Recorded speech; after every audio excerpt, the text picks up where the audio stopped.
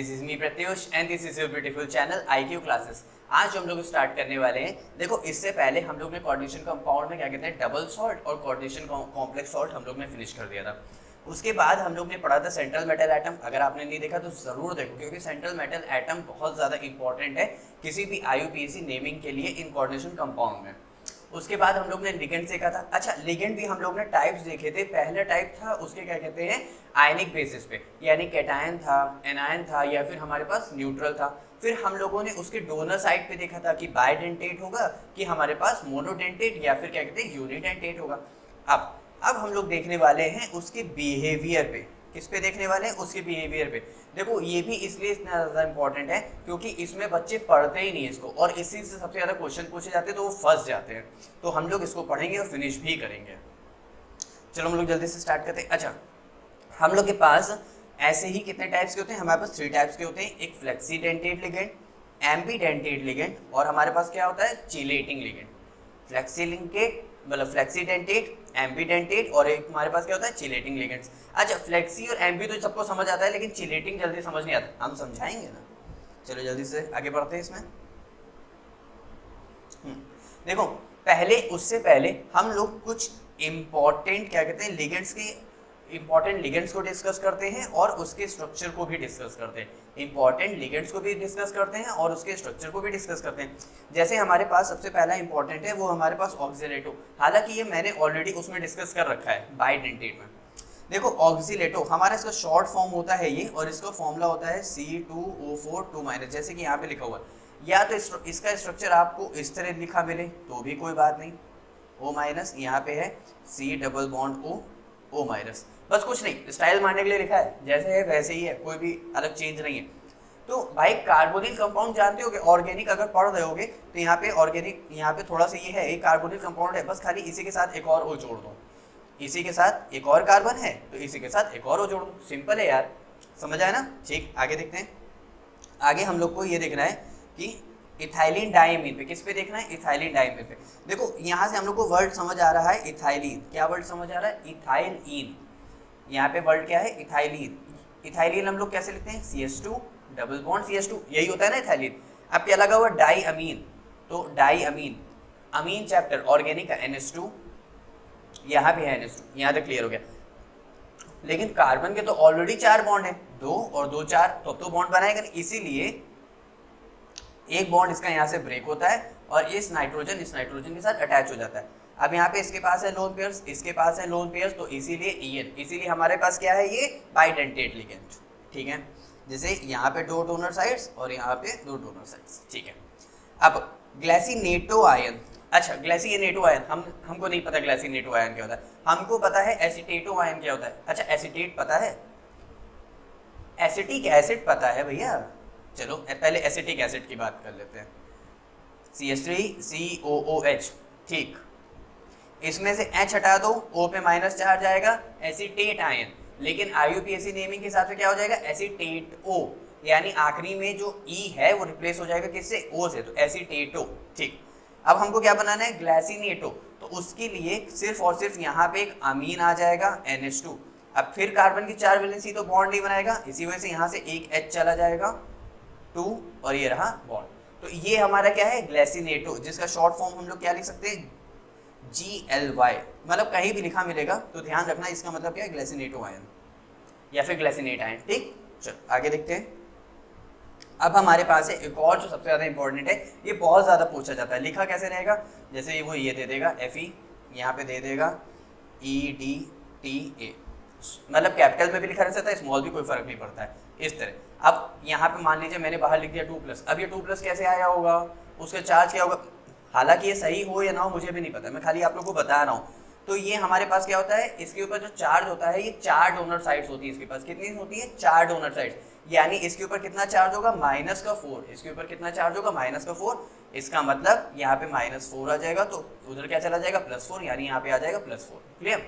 ठीक, यानी यहाँ पे Fe पे जो चार्ज आ जाएगा वो कितना आ जाएगा? +4। खैर, ये तो IUP वो उसके कोऑर्डिनेशन नेमिंग की बात हो गई, ऑक्सीडेशन नंबर, सॉरी।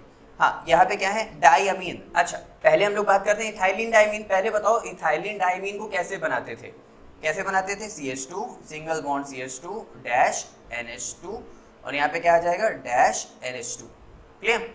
अब यहाँ से एक एक H हटाओ, प्यार से हटाओ, जल्दी से हटाओ, जैसे भी हटाने वैसे हटाओ और यहाँ पे लगा दो एसीटेट आयन यानी एसीटेटो CH3COO माइनस, यहाँ पे लग जाएगा CH3COO माइनस, यहाँ पे लग जाएगा CH3COO माइनस, यहाँ पे लग जाएगा CH3COO माइनस। अब एक बात यहाँ पे ध्यान दो, अगर मैं एक H हटाता तो एक लगता, मैंने दो हटाए तो दो लग गए, मैंने दो हटाए तो दो लग गए। तो यहाँ पे देखो इसके पास कितने चार्ज है डोनर वाले, एक चार्ज है, दो चार्ज है, तीन चार्ज है और यहाँ पे 4 चार्ज है, यानी यहाँ से कितने डोनर एटम साइड्स हैं 4 डोनर, यानी कितने कोऑर्डिनेट बॉन्ड बन सकते हैं 4। समझ आ रहा है, ठीक। तो ये हमारे कुछ इंपॉर्टेंट टर्म्स थे जिनको हम लोग ने देख लिया, फिर स्ट्रक्चर भी देख लिया, बनाना भी देखा कि कैसे बनाते हैं। अब हम लोग बात करते हैं फ्लेक्सीडेंटिटी। किसकी बात करते हैं, फ्लेक्सीडेंटिटी। अब देखो जैसे नहीं क्या कहते हैं, अमीर इंसान क्या करता है कि उसके पास एकदम भरा पैसा है और वो कुछ टैक्स देता है, कुछ नहीं देता है, जितना होता है उतना नहीं देता है, वो अपनी मर्जी के हिसाब से रखता है, अपनी मर्जी के हिसाब से देता है। तो फ्लेक्सीडेंटेट भी वैसे ही है। इसका मतलब क्या है, यहाँ पे उसके पास डोनर एटम तो मान लो भर भर के, लेकिन वो मन करेगा तो वो देगा, मन करेगा नहीं देगा, जितने चाहेगा उतने देगा, जितना चाहेगा उतना नहीं देगा। तो फ्लेक्सीडेंटेड ligands do not utilize all of their donor atoms to coordinate bond with the central metal atom या ion is known as flexidentate. Clear. जैसे हम लोग ने लिखा इथाइलिन डाइअमीन टेट्रा एसीटेट, तो इसके पास 6 डोनर साइड्स है, लेकिन वो कभी कभी क्या कहते हैं अपने आप को बिहेव करता है एज अ ट्राई की तरह, टेट्रा की तरह और हेक्सा की तरह। समझ आ रहा है, कभी कभी किस तरह बिहेव करता है, ट्राई की तरह, टेट्रा की तरह और हेक्सा की तरह। अगर सिर्फ 4 डोनर एटम साइड्स दे रहा है तो टेट्रा, 3 दे रहा है तो ट्राई, सारे दिए दे रहा है तो हेक्सा। समझ आ रहा है, ठीक है। आगे देखते हैं। अब हमारे पास एक आता है एम्बीडेंटेड लिगेंड। देखो एम्बीडेंटेड लिगेंड का मतलब सिर्फ इतना सा है कि उसके पास दोनों डोनर साइड्स होनी चाहिए। कैसी होनी चाहिए, उसके पास दोनों डोनर साइड्स होनी चाहिए। Ligand which have 2 types of donor atoms is known as ambidentate ligand. जैसे हम लोग का है CN-, इसके पास क्या है, N के पास भी है, कार्बन के पास भी है, M के पास भी है, कार्बन के पास भी, तो किसको डोनर, दोनों के दोनों डोनेट कर सकते हैं। जैसे हमारा NO2-, नाइट्रोजन के पास भी होता है, ऑक्सीजन के पास भी है। HCN किसके पास भी है, साइनाइड के पास भी है और सल्फर के पास भी है। अच्छा, तो मैं खाली इतना बता रहा हूं कि उसके पास दोनों डोनर एटम्स होने चाहिए। अब ये मतलब नहीं है जैसे मेरे पास I- है तो इसके पास 1 2 3 4 5 6 7 8, क्योंकि माइनस है ना तो एक और चार्ज आ गया, एक और लोन पेयर आ गया। मतलब कहने का मेरे पास इतना है, इसके पास तो भर भर के डोनर एटम्स है, लेकिन ये डोनेट कितने करेगा, एक डोनेट करेगा। इसीलिए एक कंपाउंड में, जैसे हमारा मान लेते हैं हमारे पास एक कंपाउंड है, तो उस कंपाउंड में दोनों के दोनों डोनेट करने चाहिए। ये नहीं कि उसके पास जितने हैं वो सब डोनेट कर रहा है, एक नहीं दोनों। क्लियर। चलो, तो हमारे पास ऐसे एम्बीडेंटेड, तो एम्बीडेंटेड NO को हम लोग इस तरह भी लिख सकते हैं और इस तरह भी लिख सकते हैं। अब हमारे पास क्या हमको ये याद करना पड़ेगा, नहीं, क्यों नहीं याद करना पड़ेगा, याद हम लोग को इसलिए नहीं करना पड़ेगा क्योंकि हमारे सिलेबस में सिर्फ और सिर्फ इतने ही दिए हैं। हमारे सिलेबस में सिर्फ और सिर्फ इतने ही एम्बीडेंटेड लिगेंड्स हैं, इसके अलावा हमारे पास कोई भी एम्बीडेंटेड लिगेंड नहीं है। चलो, अब इसके बाद करते हैं चिलेटिंग लिगेंड की। देखो चिलेटिंग लिगेंड इन सबसे इजी है, अगर मेरी मानो तो इन सबसे इजी है, मेरी मानो तो, लेकिन तुम मेरी मानते नहीं, कितनी दुख की बात, मानना पड़ेगा। देखो चिलेटिंग लिगेंड क्या है, चिलेटिंग लिगेंड सिर्फ इतना है कि उसके पास 2 और 3 डोनर साइड्स हैं और फॉर्म कोऑर्डिनेट बॉन्ड बना रहा है सेंट्रल मेटल एटम के साथ। 2 है तो 2, 3 है तो 3, जितने उसके पास डोनर साइड्स होंगे उतने वो कोऑर्डिनेट बॉन्ड बनाएगा। ठीक हो गई, हमको यहाँ तक बात क्लियर हो गई। किसके साथ बनाएगा, सेंट्रल मेटल एटम के साथ, ये भी बात क्लियर हो गई। लेकिन चिलेटिंग का क्या मतलब है, वो एज अ रिंग बनाएगा, रिंग लाइक स्ट्रक्चर। क्या बनाएगा, can form a ring like structure. अब ये रिंग कैसे, अब एक बात ध्यान रखना, पहले से अभी मैं बता रहा हूं, after formation the complex become more stable, complex become more stable. तो ये हमारे किस बारे में है, ये हमारे चिलेटिंग के बारे में। आई होप आपको समझ आ रहा होगा, आ रहा है ना, ध्यान से सुनना, यहीं पे सारे बच्चे गलती करते हैं, तो यहीं पे फोकस रखने वाली बात है, क्योंकि ये बच्चों को कम समझ आता है और इनफैक्ट कोई इतना समझाया भी नहीं है इसको। चलो यहाँ तक हम लोग को क्लियर हो गया। अब चिलेटिंग एक और बात है कि उसमें 5 और 6 मेंबर्ड रिंग मोर स्टेबल होती है। इनफैक्ट ये कह लो 5 और 6 ही स्टेबल होती है, बाकी सब नहीं स्टेबल होती है। अच्छा क्यों नहीं होती है, मैं यहाँ पे लिख देता हूँ ड्यू टू एंगल स्ट्रेन। ये इतना हमें जानने की जरूरत नहीं, हमसे मतलब जान लेते हैं, बात खत्म। अब एक बार एग्जांपल भी तो देख लें, हमें पता चल गया रिंग बना के रखता है, कैसे रिंग बनाता है। और चलो यहाँ पे देखते हैं, हम दिखाएंगे, आप देखेंगे। यहाँ पे जैसे मान लेते हैं मेरे पास ये क्या है, EN। अच्छा मुझे EN का स्ट्रक्चर नहीं पता, EN का स्ट्रक्चर क्या था, इथाइलिन डाइमीन बना देते हैं। ये रहा हमारे पास, ये रहा हमारे पास। डाईअमीन क्या होता है, NH2। डाईअमीन क्या होता है, NH2। यहाँ तक क्लियर हो गया, ठीक। अब एक और भी तो है ना, दो है ना EN ट्वाइस का, तो यहाँ पे CH2, यहाँ पे CH2, यहाँ पे NH2, यहाँ पे NH2। ओ सर मैं तो थक गया, NH2 CH2 लिखते लिखते कितना बताएंगे। यहाँ तक क्लियर हो गया, ठीक है। अब इसके बाद क्या यहाँ पे होगा, इसके बाद हमको यहाँ पे एक बात ध्यान देनी है कि यहाँ पे क्या लगा हुआ है, Fe। क्या लगा हुआ है, Fe। तो यहाँ पे मैं Fe ले लेता हूँ। अब ये बताओ कितने डोनर एटम्स हैं, 1 2 1 2, मतलब 2 4 है, कितने 4 है। तो कैसे डिनोट करेंगे, मतलब डोनेट करेगा, ये करेगा ऐसे, ये ऐसे, ये ऐसे। ये जो लिखा हुआ है ना, बस ये एक तरह से समझ लो, बस शो ऑफ के लिए लिखा हुआ है कि ऐसे मैं इसको परफेक्टली दिखा रहा हूँ। अगर आप लोग को नहीं आता तो आप लोग ऐसे भी बना सकते हो। अब ये 5 मेंबर रिंग कैसे, 5 मेंबर यानी 5 मेंबर होने चाहिए। और देखते हैं, तो 1 मेंबर 2 3 4 और बचा हुआ भाई आयरन भी तो है।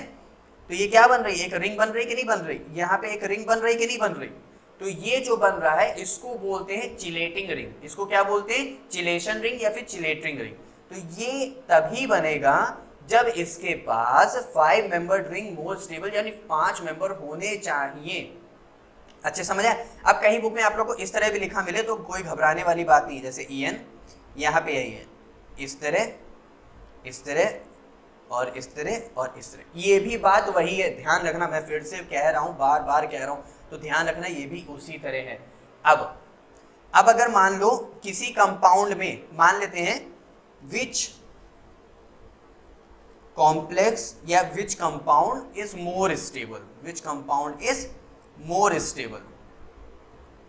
अब जाहिर सी बात है मैं बोल दूंगा सर जिसमें 5 मेंबर रिंग बन रही होगी, 6 मेंबर रिंग बन रही होगी, वो मोर स्टेबल होगा। अब अगर मैं कह दूं मेरे पास ये A1 है, ये 2 है, इसमें भी 5 मेंबर रिंग बन रही, इसमें 5, अब सर क्या करेंगे, तो जिसमें मोर रिंग का फॉर्मेशन हो रहा होगा, मोर रिंग फॉर्मेशन हो रही होगी, तो वो क्या हो जाएगा, स्टेबल। मान लेता हूं कि मेरे पास इसमें बन रहा है 2 और मान लेता हूं मेरे पास बन रहा है इसमें 1, तो कौन ज्यादा स्टेबल होगा, ये वाला ज्यादा स्टेबल होगा।